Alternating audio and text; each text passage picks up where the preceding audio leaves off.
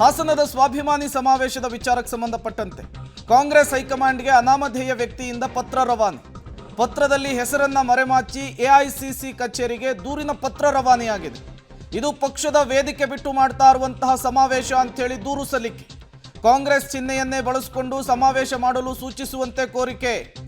ಹಾಸನದ ಸ್ವಾಭಿಮಾನಿ ಸಮಾವೇಶದ ವಿರುದ್ಧ ಕಾಂಗ್ರೆಸ್ನ ವರಿಷ್ಠರಿಗೆ ದೂರು ಸಲ್ಲಿಕೆಯಾಗಿದೆ. ಕಾಂಗ್ರೆಸ್ ಹೈಕಮಾಂಡ್ಗೆ ಅನಾಮಧೇಯ ವ್ಯಕ್ತಿಯಿಂದ ಈ ಪತ್ರ ರವಾನೆಯಾಗಿರುವಂಥದ್ದು. ಈ ಪತ್ರದಲ್ಲಿ ವ್ಯಕ್ತಿಯ ಹೆಸರನ್ನ ಮರೆಮಾಚಲಾಗಿದೆ. ಇದು ಪಕ್ಷದ ವೇದಿಕೆ ಬಿಟ್ಟು ಮಾಡ್ತಾ ಇರುವಂತಹ ಸಮಾವೇಶ ಅಂಥೇಳಿ ಪತ್ರದಲ್ಲಿ ಉಲ್ಲೇಖಿಸಲಾಗಿದೆ. ಕಾಂಗ್ರೆಸ್ ಚಿಹ್ನೆಯನ್ನೇ ಬಳಸಿಕೊಂಡು ಸಮಾವೇಶವನ್ನ ಮಾಡಬೇಕು ಅನ್ನುವಂತಹ ಸಲಹೆ. ಪತ್ರದ ಜೊತೆಗೆ ರಾಜಣ್ಣ, ಎಚ್.ಸಿ. ಮಹದೇವಪ್ಪ, ಯತೀಂದ್ರ ಅವರ ಹೆಸರನ್ನು ಕೂಡ ಉಲ್ಲೇಖಿಸಿರುವಂಥದ್ದು. ಕಾಂಗ್ರೆಸ್ ಹೈಕಮಾಂಡ್ಗೆ ಅನಾಮಧೇಯ ವ್ಯಕ್ತಿಯಿಂದ ಪತ್ರ ರವಾನೆ ಆಗಿರುವಂಥದ್ದು. ಪತ್ರವನ್ನು ಬರೆದಿದ್ಯಾರು ಅನ್ನುವಂತಹ ಪ್ರಶ್ನೆ, ಜೊತೆಗೆ ಪತ್ರದಲ್ಲಿ ಹಲವು ವಿಚಾರಗಳನ್ನು ಕೂಡ ಉಲ್ಲೇಖಿಸಿರುವಂಥದ್ದು.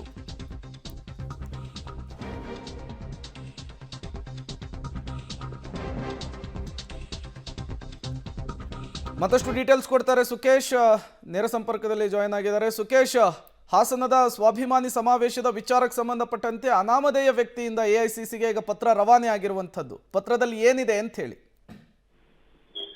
ಪ್ರಮುಖವಾಗಿ ಪ್ರೇಮ್, ಅನಾಮಧೇಯ ವ್ಯಕ್ತಿಯೊಬ್ರು ಪತ್ರ ಬರೆದಿದ್ದಾರೆ ಅನ್ನುವಂತ ಪತ್ರ ಎಲ್ಲ ಕಡೆ ಹರಿದಾಡ್ತಾ ಇದೆ. ಆದ್ರೆ ಯಾರು ಅಧಿಕೃತವಾಗಿ ಇದಕ್ಕೆ ಪತ್ರ ಬರೆದಿದ್ದಾರೆ ಅನ್ನೋದ್ರ ಬಗ್ಗೆ ಇಲ್ಲ. ಆದ್ರೆ ಎಐಸಿಸಿಯ ಸೀಲ್ ಇರೋದ್ರಿಂದ ಈ ದೂರಿನ ಪ್ರತಿ ಎಐಸಿಸಿಗೆ ತಲುಪಿದೆ ಅನ್ನೋದು ಕೂಡ ಸ್ಪಷ್ಟವಾಗುತ್ತೆ. ಆದ್ರೆ ಹಾಸನದಲ್ಲಿ ಡಿಸೆಂಬರ್ 5ನೇ ತಾರೀಕು ನಡೆಸ್ತಾ ಇರುವಂತ ಸಮಾವೇಶ ಪಕ್ಷದ ಶಾಸಕರು ಮತ್ತೆ ಸಚಿವರುಗಳೇ ಓಡಾಡಿ ಆರ್ಗನೈಸ್ ಮಾಡ್ತಾ ಇದ್ದಾರೆ. ಆದ್ರೆ ಅದು ಪಕ್ಷದ ವೇದಿಕೆ ಅಲ್ಲ ಅನ್ನೋದಾದ್ರೆ ಅದು ಎಷ್ಟು ಮಟ್ಟಿಗೆ ಸರಿ? ಪಕ್ಷದ ಶಾಸಕರು ಮತ್ತು ಸಚಿವರುಗಳು ಓಡಾಡದ್ಮೇಲೆ ಅವರೇ ಅದನ್ನ ಮಾಡ್ತಾ ಇರೋದಾದ್ಮೇಲೆ ಪಕ್ಷದ ಸಿಂಬಲ್ ಇಲ್ಲದೆ ಹೇಗೆ ಮಾಡ್ತಾರೆ? ಇದಕ್ಕೆ ಒಂದು ಸೂಚನೆಯನ್ನು ಕೊಡಬೇಕು. ಹಾಗೇನಾದ್ರು ಸಮಾವೇಶ ಮಾಡೋದಾದ್ರೆ ಅದು ಪಕ್ಷದ ವೇದಿಕೆಯಲ್ಲಿ ಆಗ್ಬೇಕು ಅನ್ನುವಂತಹ ಸೂಚನೆಯನ್ನ ಕೊಡಿ ಸಚಿವರುಗಳಿಗೆ ಅನ್ನುವಂಥದ್ದು. ಅದರಲ್ಲಿ ಸಚಿವರಾದಂತ ರಾಜಣ್ಣ, ಮಹದೇವಪ್ಪ ಮತ್ತೆ ಸಿಎಂ ಸಿದ್ದರಾಮಯ್ಯ ಅವರ ಪುತ್ರ ಯತೀಂದ್ರ ಅವರು ಕೂಡ, ಅಂದ್ರೆ ಆ ಒಂದು ಸಮಾವೇಶ ನಡೆಯುವಂತ ಸ್ಥಳ ಪರಿಶೀಲನೆ ಮಾಡಿದಂತ ಫೋಟೋಗಳು, ಸಭೆ ಮಾಡಿದಂತ ಫೋಟೋಗಳನ್ನ ಕೂಡ ಲಗತ್ತಿಸಿ ಒಂದು ದೂರನ್ನ ದಾಖಲು ಮಾಡಿದ್ದಾರೆ. ಆದ್ರೆ ಈ ದೂರನ್ನ ಕೊಟ್ಟವ್ರು ಯಾರು ಅನ್ನೋದ್ರ ಬಗ್ಗೆ ಮಾತ್ರ ಯಾವುದೇ ಅಧಿಕೃತವಾದ ಸ್ಪಷ್ಟತೆ ಇಲ್ಲ. ಯಾಕಂದ್ರೆ ಪತ್ರವನ್ನು ಹೊರಕಳಿಸುವಾಗ್ಲೇ ಹೆಸರನ್ನ ಹೈಡ್ ಮಾಡದಂತೆ ಕಾಣಿಸ್ತಾ ಇದೆ. ಆದ್ರೆ ಅಧಿಕೃತವಾಗಿ ಯಾರಲ್ಲಿದ್ರು ಕೂಡ ಎಐಸಿಸಿಗೆ ದೂರಿನ ಪ್ರತಿ ತಲುಪಿದೆ ಅನ್ನೋದು ಕೂಡ ಸ್ಪಷ್ಟವಾಗ್ತಾ ಇದೆ. ಪ್ರೇಮ್, ಸುಕೇಶ್, ಪತ್ರವನ್ನ ಬರೆದಿದ್ದಾರೆ ಅಂದ್ರೆ ಕಾಂಗ್ರೆಸ್ನ ಯಾರೋ ಒಬ್ರು ಮಾಡಿರುವಂತಹ ಕೆಲಸ ಅನ್ನೋದು ಸ್ಪಷ್ಟವಾಗಿ ಗೊತ್ತಾಗ್ತಾ ಇದೆ. ಬಟ್ ಇಲ್ಲೇ ಅದನ್ನು ಬಗೆಹರಿಸ್ಕೊಳ್ಳೋದು ಬಿಟ್ಟು ಎಐಸಿಸಿ ಗಮನಕ್ಕೆ ತಂದಿದ್ದಾರೆ ಅಂದ್ರೆ ಅದರ ಉದ್ದೇಶ ಏನಾಗಿರಬಹುದು? ಯಾವ ರೀತಿ ಸಂದೇಶ ಪಾಸ್ ಆಗ್ತಾ ಇರಬಹುದು ಸುಕೇಶ್? ಪ್ರೇಮ್, ಒಂದು ಸ್ಪಷ್ಟ, ಇಲ್ಲೇ ಪರಿಹರಿಸ್ಕೊಳ್ಳೋದಂದ್ರೆ ಸಿದ್ದರಾಮಯ್ಯ ಅವರಿಗೆ ಹೇಳಕ್ಕಾಗಲ್ಲ. ಹಾಗಾಗಿ ಸಹಜವಾಗಿ ದೂರು ಕೊಡ್ಬೇಕಾಗಿರುವಂತದ್ದು ಎಐಸಿಸಿಗೆ ಕೊಡ್ಬೇಕು ಅನ್ನೋ ಕಾರಣಕ್ಕಾಗಿ ಬಹುಶಃ ಎಐಸಿಸಿಗೆ ದೂರು ಕೊಟ್ಟಂತೆ ಕಾಣಿಸ್ತಾ ಇದೆ.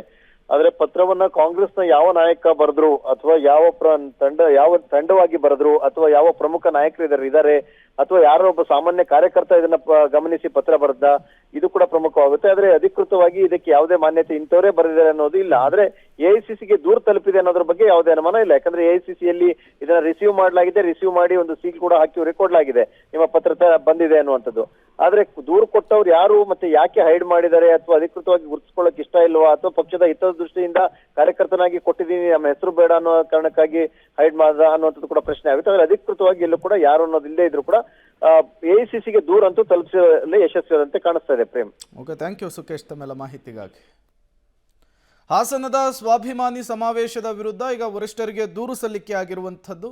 ಎಚ್.ಸಿ. ಮಹದೇವಪ್ಪ, ರಾಜಣ್ಣ, ಯತೀಂದ್ರ, ಸಿದ್ದರಾಮಯ್ಯನವರು ಸ್ಥಳ ಪರಿಶೀಲನೆ ಮಾಡ್ತಾ ಇರುವಂತಹ ಫೋಟೋವನ್ನು ಕೂಡ ಅದರಲ್ಲಿ ಲಗತ್ತಿಸಲಾಗಿದೆ. ಪಕ್ಷದ ವೇದಿಕೆ ಬಿಟ್ಟು ಮಾಡ್ತಾ ಇರುವಂತಹ ಸಮಾವೇಶ ಇದು. ಪಕ್ಷದ ವೇದಿಕೆಯ ಅಡಿಯಲ್ಲಿಯೇ ಈ ಸಮಾವೇಶವನ್ನು ಮಾಡಬೇಕು, ನೀವು ಅದಕ್ಕೆ ಸೂಚನೆಯನ್ನು ಪಾಸ್ ಮಾಡಬೇಕು ಅಂಥೇಳಿ ಎಐಸಿಸಿ ಅಧ್ಯಕ್ಷರಾಗಿರುವಂತಹ ಮಲ್ಲಿಕಾರ್ಜುನ ಖರ್ಗೆ ಅವರಿಗೆ ಬರೆದಿರುವಂತಹ ಪತ್ರ ಇದು.